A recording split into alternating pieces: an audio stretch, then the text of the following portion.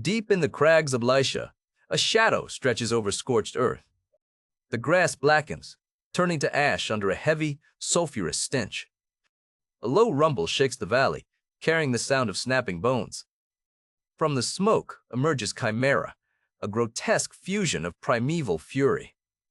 Its main head is a massive lion, jaws dripping with hot saliva. On its back, a venomous goat head thrusts forward, chewing the air. Its tail is a living serpent, scales scraping violently against the rocks. The beast exhales, throwing a wave of white-hot fire across the mountains. No soldier dares to cross this valley of certain death. Villages lie ruined, reduced to smoldering husks of soot and charcoal. The gods themselves look down, watching the unchecked terror grow.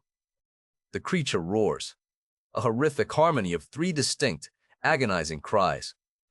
It stomps its heavy paws, cracking the stone beneath its weight.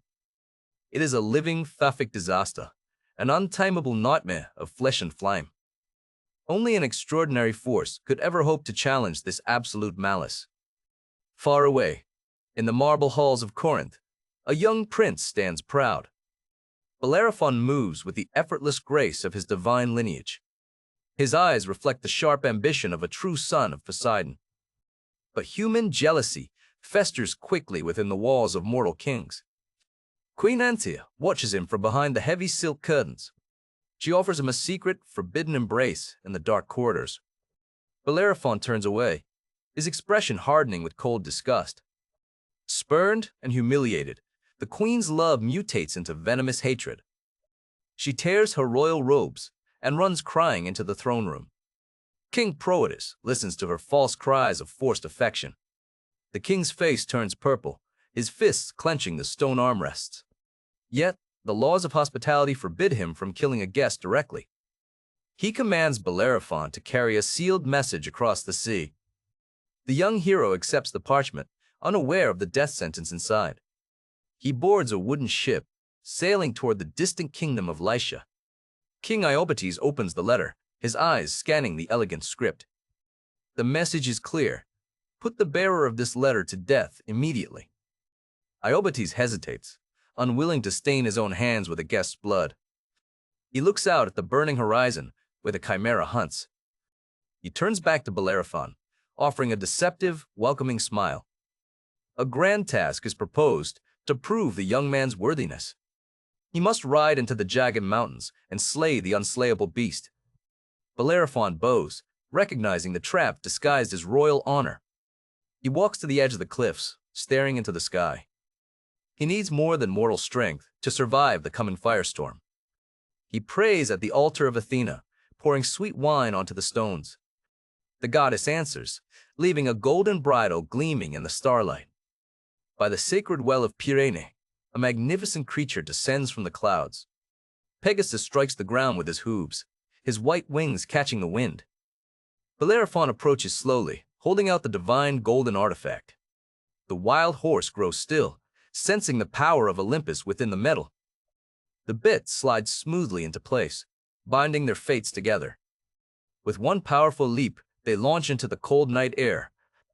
The wind howls as Pegasus climbs higher, leaving the earth behind. They soar above the clouds, a seamless union of man and sky beast. Below them, the craggy landscape of Lycia unfolds like a map. The smell of burning sulfur grows thicker, rising from a deep canyon. Bellerophon looks down, spotting the shifting shape of the monster. Chimera senses the shadow above and raises its three heads. The lion jaws snap, releasing a massive column of twisting flame. Pegasus dives sharply, his feathers singing from the intense heat. The serpent tail lashes upward, barely missing the horse's hind legs. The air turns into a swirling oven of ash and flying embers. Bellerophon grips the reins tightly, his knuckles turning white. He cannot get close enough to use a standard bronze blade. The heat is too fierce, threatening to consume them both in seconds. He looks at his heavy spear, then down at the beast's roaring throat. He reaches into his leather pouch and pulls out a block of raw lead. With quick, precise movements, he jams the heavy metal onto the spear tip. Pegasus understands the silent command and banks hard into the wind. They loop high into the sun, blinding the monster below. The horse folds its wings, dropping like a falling star toward the canyon. Chimera opens its massive lion jaws, drawing in a massive breath to burn them. The glowing orange fire builds deep within its dark, muscular chest. Bellerophon leans forward, aiming his weapon straight down the center. With all his divine strength, he thrusts the lead-tipped spear into the open mouth. The metal point drives deep, lodging firmly inside the creature's throat. The surging torrent of internal fire hits the solid block of lead instantly. The white-hot heat melts the soft metal into a thick, boiling liquid. The molten lead flows backward, filling every pocket of the beast's lungs. It coats the delicate throat walls, hardening as it cuts off the air.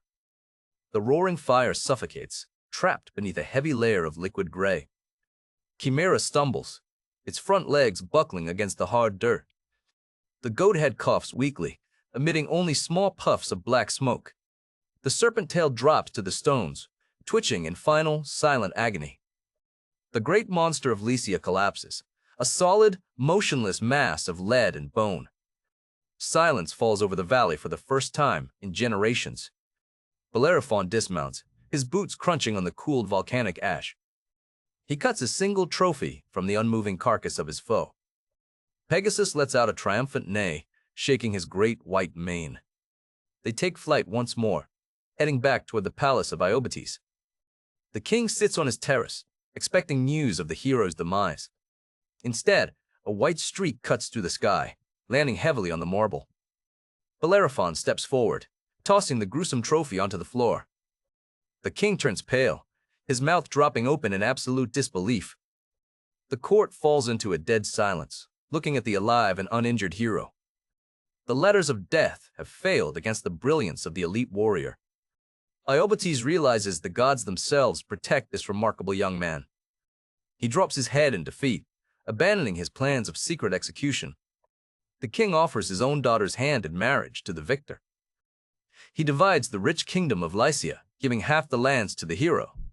Bellerophon stands tall, his name echoing through the halls of history. The man who brought down the fire now rules the land he saved.